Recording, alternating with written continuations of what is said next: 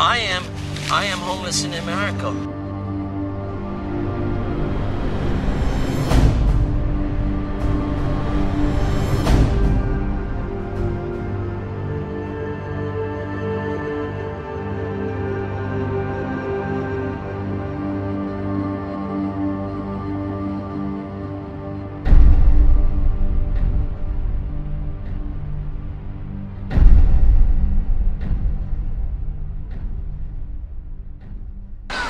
You know, we're like, what about the people that don't have anything? So we started noticing more and more the people that we all ignore, the people that we don't look eye to eye. And it's, you know, a lot of homeless people out there. Right? We sat down to talk to some of them, and I realized that some of these people are the most graceful and sensitive people I've ever come in contact with. And we tried to help. We just didn't know how to. I want to feel like I'm really doing something. I'm making a difference, and that people that I'm giving my time to appreciate it. And I feel it. So hopefully we get an opportunity to do something really good. We went on a quest to find out what was being done to help these people, and what needed to be done, even if it meant helping one person at a time. First, we decided to find and talk to people that were already active in helping, such as once homeless millionaire and philanthropist John Paul DeGioia, whose motto is, "Success unshared is failure." We could help America and we could help the world eliminate homelessness. We can do it. One example is in the Appalachian Mountains. You have a lot of people that are homeless, living in homes, but actually almost homeless.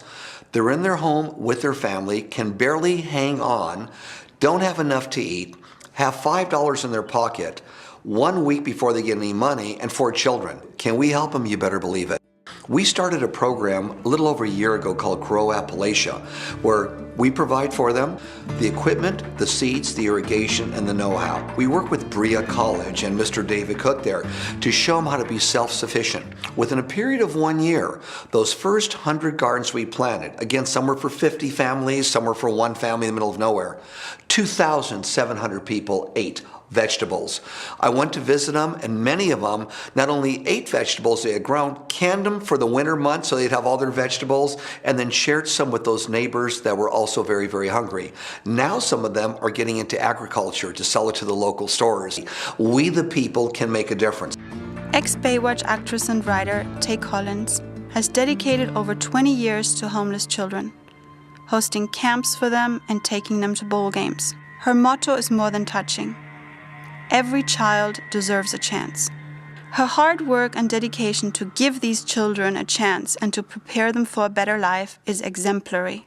I was working in this shelter 22 years ago, and I was writing for the television series Baywatch. And the executive producer and creator of Baywatch came up with this idea to have a camp where we teach kids to swim. And so I'm like, I'll do the foundation if you let me use the kids I work with and kids that really need it. So he's like, okay. So that began Camp Baywatch, which is now a Chance for Children Foundation. And we do after-school programs here on the homeless shelter and all around LA in the 4 worst gang areas. We're in rec and park centers, we're in schools doing after-school programs. We have all kinds of sports leagues. And then we try to do programs from kindergarten through college to keep the kids off the streets, to give them something to do, productive, to help them set goals, to dream. And we try to do a lot of activities where we actually take them out of their neighborhoods to expose them to other worlds, to other things. Our end result is we promise the kids if you choose to go to college and go to college, that will pay for that as well. So we have a college scholarship program. And so it's really great. We have several kids now who we started with when they were 9, 10 years old, who are in college. Some have graduated, some are, have gotten their master's in law school, and it's really been amazing. The People in Progress Center provides a loving place for people that have reached the last stop. People that have lost everything except their souls. The People in Progress Center states, the greatness of any city can be judged by the way it treats its weakest members.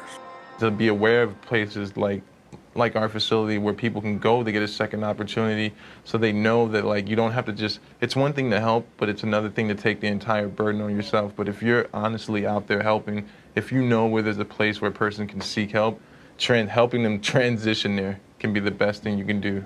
But if an individual, rather than giving that person $1, can give them some information towards some help for an agency, even if that person doesn't take that information and use it immediately, they may later.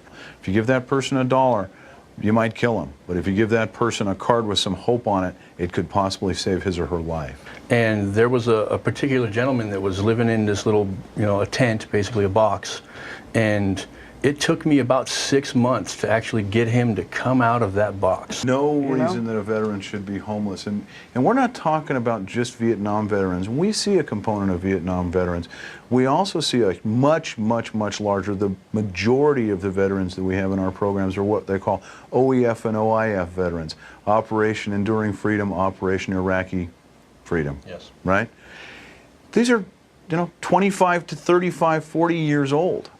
Some younger than that. And some younger than that. Wow. Coming back with post-traumatic stress disorder is the #1, and trying to medicate that with some sort of a substance, trying to turn that off and trying to do something about it. And they will get into a cycle of drug dependency as self-medication to deal with those issues. And eventually life begins to spiral downhill, and that's how they become homeless to begin with. We talked to Fred, once judge and veteran, that had ended up on the streets. Okay, my name is Fred Parks. I'm the Veterans Coordinator here at People in Progress. I was a criminal trial lawyer and did a little bit of business law. I was an arbitrator for the American Arbitration Association. I became, like a lot of people do, had a lot of wreckage in my life. I went from being a millionaire to having nothing. Unimaginable, from criminal trial court judge to homeless on the street. There's a major catastrophe going on. Americans and the American government is one of the first to be there, to lend a helping hand. But why do we forget that we have boys coming home and women coming home that put their lives on the line, and many of them died, so that we can maintain our way of life, and they come back, and the benefits we have for them for risking their lives for, let's call it our way of life, whether it's right or wrong, it makes no difference. They risk their lives for what we thought was a good reason to risk their lives. They come back and they're not taken care of properly. Those veterans need to have more attention. So other than doing things internationally, we want to do things more nationally. Some of the challenges that we face today are getting additional funding to fund things like maintenance and operations and capital improvements and capacity building. In other words, expanding our services as the need continues to grow. My role as the executive director is to continue to look for those opportunities, both through grant funding sources as well as additional contract provision sources, as well as opportunities for fundraising and to fill in the gaps, particularly in terms of our core operating expenses. It's equally as rewarding as Adam mentioned to be, even in an administrator position, getting to come to work, knowing that you're making a difference in so many people's lives that need help. As I said, we've been doing this for 37 years, and we've helped people transition their lives from homelessness all the way through to permanent housing. Foundations are very difficult to keep financially afloat. We've had highs and lows because, first of all, when we were affiliated with Baywatch, lots more money came in. And since we took Baywatch off the name and became a Chance for Children, we've had very difficult years, times when I thought we were going to shut down. But somehow the money always comes, and I always stay inspired by Mother Teresa, an interview that I heard her one time, and she said out of all of her orphanages, out of everything she had done in her life, she never had more in the bank than to pay for the next month. But she said she just always trusted, and it always came. And that's how I've really run this foundation. We had a real crisis here in the homeless shelter a few years ago.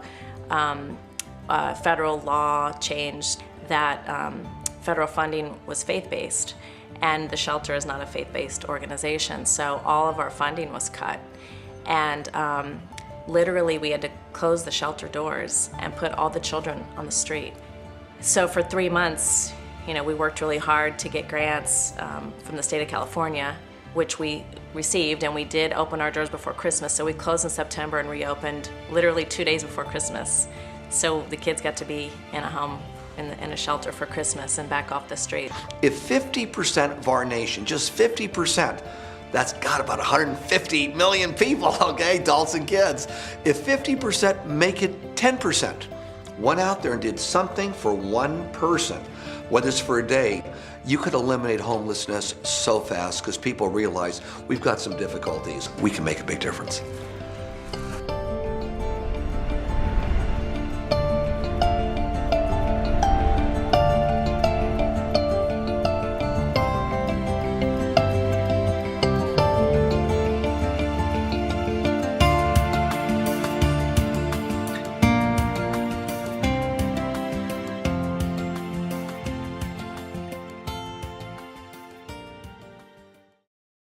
Go back to watch that video, so I want you to absorb a little more.